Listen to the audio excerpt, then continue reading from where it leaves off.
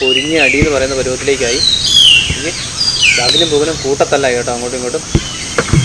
നമ്മൾ മൺസൂൺ ട്രക്കിങ്ങിന് എന്തിനാണ് വന്നതെന്ന് ചോദിച്ചാൽ ഈ ഒരു ക്ലൈമറ്റ് കിട്ടാൻ വേണ്ടിയിട്ടാണ് കേട്ടോ. നമ്മൾ ഏകദേശം 12ഓളം ആനകളെ അങ്ങിങ്ങായിട്ട് എണ്ണി കഴിഞ്ഞു കേട്ടോ. അപ്പോൾ നമ്മൾ കാട്ടിലോട്ട് കയറിയില്ല, അതിന് മുന്നേ തന്നെ മ്ലാവിൻ്റെ അലാം കൊളും.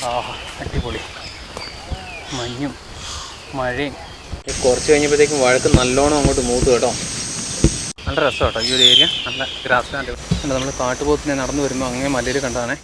പോ ടൈഗർ അടിച്ചിട്ടേക്കുന്നല്ലേ. പെരിയാറിൽ മഴ പെയ്യുന്നുണ്ടോ?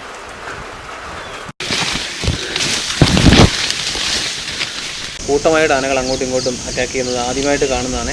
സ്വർഗത്തിൽ കയറി താഴേക്ക് നോക്കുന്നവരുണ്ടല്ലേ. അമ്പോ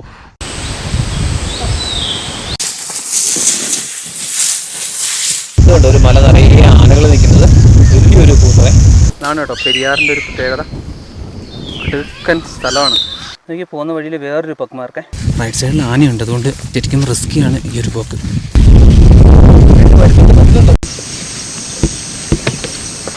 ഇതാട്ടോ ഞാൻ പറഞ്ഞ മഴയത്ത് കാട്ടിക്കൂടെ നടക്കുമ്പോൾ ഉള്ള ആ ഒരു എക്സ്പീരിയൻസ്.